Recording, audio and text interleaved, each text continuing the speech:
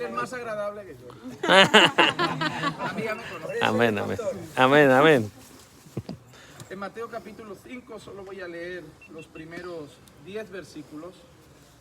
Dice así: y cuando vio a las multitudes, subió al monte, y después de sentarse, sus discípulos se acercaron a él, y abriendo su boca les enseñaba diciendo: bienaventurados los pobres de espíritu, pues de ellos es el reino de los cielos. Bienaventurados los que lloran, porque ellos serán consolados. Bienaventurados los humildes, pues ellos heredarán la tierra. Bienaventurados los que tienen hambre y sed de justicia, pues ellos serán saciados. Bienaventurados los misericordiosos, pues ellos recibirán misericordia. Bienaventurados los de limpio corazón, pues ellos verán a Dios. Bienaventurados los que procuran la paz, pues ellos serán llamados hijos de Dios. Y bienaventurados aquellos que han sido perseguidos por causa de la justicia, pues de ellos es el reino de los cielos. Bienaventurados seréis cuando os insulten y persigan y digan todo género de mal contra vosotros falsamente por causa de mí. Regocijaos y alegraos, porque vuestra recompensa en los cielos es grande, porque así persiguieron a los profetas que fueron antes de vosotros. Cuando nosotros leemos estas palabras, hay algo. Ayer yo estaba un poco emocionado en la habitación. Clicia me miraba por un momento, porque yo le decía a Clicia, leer estas palabras que yo las he expuesto, yo las he predicado, pero saber que por esta zona el Señor mismo las ha pronunciado, para mí es humillante, porque nadie llega a la estatura del Señor Jesús.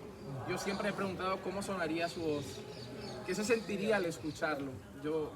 Yo me hago todas esas preguntas, pero algo que amo de las bienaventuranzas, el hecho de estar hoy aquí, es que las bienaventuranzas son un mensaje que contradice todo mensaje humano.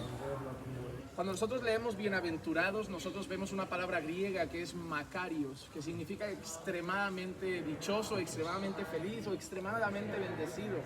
Pero cuando nosotros empezamos a ver todo lo que está diciendo Jesús, es algo contrario a lo que nosotros pensamos que el hombre busca. Porque empieza Jesús diciendo: bienaventurados los pobres de espíritu, porque de ellos es el reino de los cielos.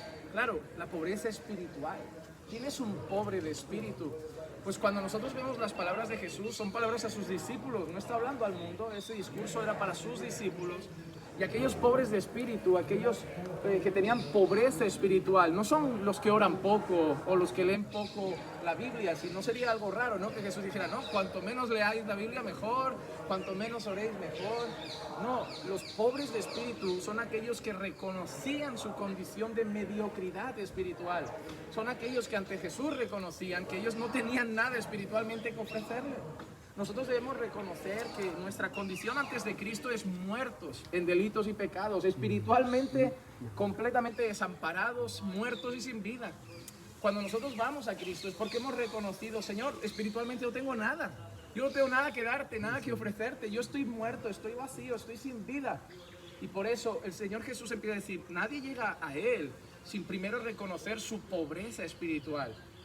Qué contradictorio que el Evangelio y la prosperidad es el mensaje contrario a las bienaventuranzas. El Evangelio y la prosperidad es como bienaventurados los grandes, los poderosos, los que tienen éxito, los que son súper guerreros. Y aquí, por el contrario, vemos una cosa diferente.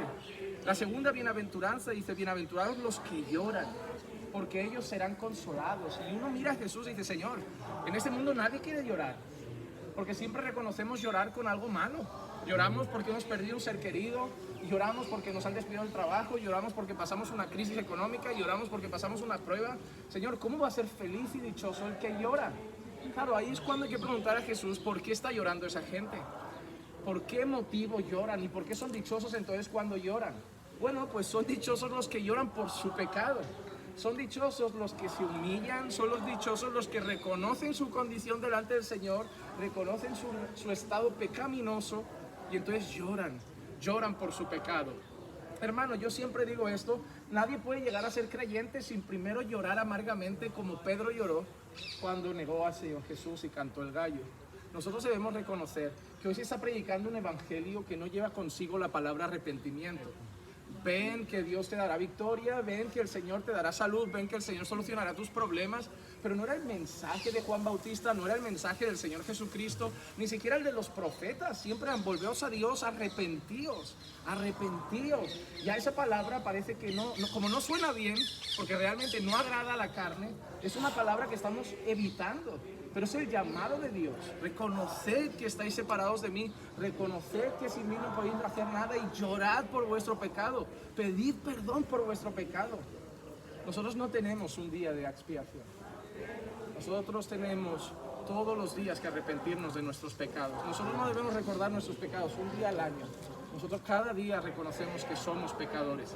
Uno de los predicadores que más me agrada, llamado Paul Washer, dijo en una ocasión que la marca del verdadero creyente no es que un día se arrepintió, sino que se vive arrepintiendo todos los días de su vida.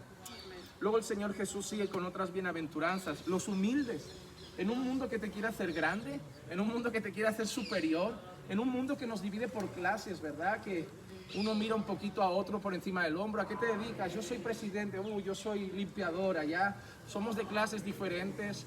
A mí lo que me agrada es que cuando yo llego a la iglesia, yo le digo a Cristian, he conocido personas de clase social alta, gente que tiene muy buenos recursos económicos, pero cuando son creyentes, puedes estar con ellos y dices, no noto eso, porque he estado con gente de clase social alta del mundo y notas que son pedantes, soberbios, arrogantes, dan a notar al mundo que ellos tienen una condición especial, pero he estado con creyentes de muy buena condición y dices tú, oye, me dices que a lo mejor es un limpiador y me lo creo porque su carácter es humilde.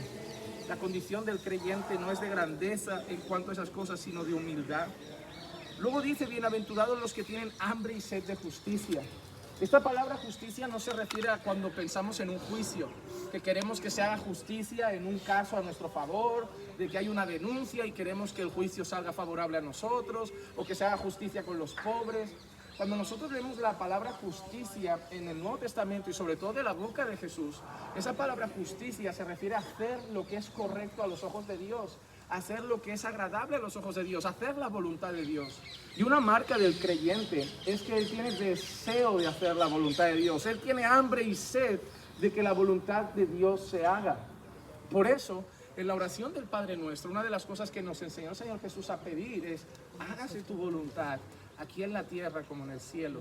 Nosotros deseamos que su voluntad se haga. Yo ya anhelo cuando lleguemos a la visita de Getsemaní y poder ver a Jesús ahí diciendo, Señor, y esto es lo que yo quiero, si fuera posible, pasa de mí esto, pero no se haga mi voluntad, sino la tuya. El Señor Jesús decía, mi comida es hacer la voluntad de mi Padre. Nosotros vemos a muchos creyentes que hoy viven pensando, ¿qué puede hacer Dios por mí? Y la verdad es que los creyentes deberíamos preguntarnos, ¿qué puedo hacer yo para Él? Amén. Amén. Deberíamos cambiar las preguntas. Yo creo que deberíamos empezar a tratar con Dios diferente, no viendo a Dios como alguien que puede darnos algo, sino como alguien que ya nos dio todo y ahora debemos nosotros darnos a Él. El Señor nos ha perdonado mucho y la Biblia dice que al que mucho se le perdona, mucho ama. Y la manera como Dios traduce el amor es, quien me ama guarda mis mandamientos, es decir, hace justicia. Por eso Jesús le dijo a sus discípulos, vuestra justicia debe superar la de los escribas y fariseos.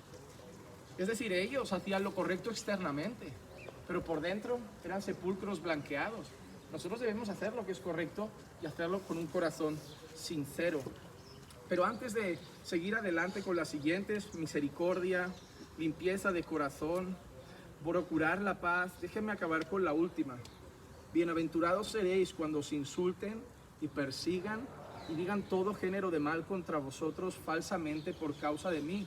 Regocijaos y alegraos, porque vuestra recompensa en los cielos es grande, porque así persiguieron a los profetas que fueron antes de vosotros. ¿Quién quiere ser perseguido? ¿Quién quiere que lo insulten? ¿Quién quiere que lo rechacen? Y el Señor Jesús está delante de sus discípulos y les da un grito de ánimo cuando os insulten, no si os insultan, cuando os insulten, cuando os persigan. Estaba preparando el corazón de los suyos. Cuando os insulten, cuando os persigan, cuando os odien por mi causa. Y eso es importante, porque hay gente que es súper orgullosa, autoritario, tiene mal carácter. Nadie le caigo bien, bienaventurada soy. No, usted está sola porque nadie la aguanta, no tiene nada que ver con Jesús. Cuidado, es por causa de mí, por causa de mi evangelio, por causa de mis enseñanzas, por causa de la fe en mí, no de tu mal carácter. Hay gente que hace algo ilegal, lo meten en prisión, oren, estoy siendo perseguido. No, estás pagando las consecuencias. Esas son cosas diferentes.